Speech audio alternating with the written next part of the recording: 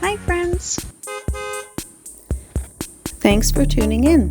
If you like this video, please give it a like, comment below, and take a moment to subscribe to our channel. Welcome to Herbert, Saskatchewan, a small prairie town located right along the Trans-Canada Highway. The town was named after Sir Michael Herbert, a British diplomat, around the time the railway was expanding across the west. Herbert began to grow in the early 1900s, fueled by homesteaders and the Canadian Pacific Railway. Farming quickly became the backbone of the community, and that tradition is still strong today.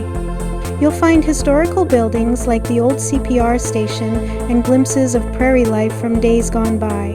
The Herbert Heritage Museum is a great stop if you're curious about local history. With views of endless fields, it's a nice spot to pause on your journey. Whether you're stopping for fuel, food, or just a moment of quiet, Herbert is happy to see you. Thank you for joining us on this tour of Herbert, Saskatchewan.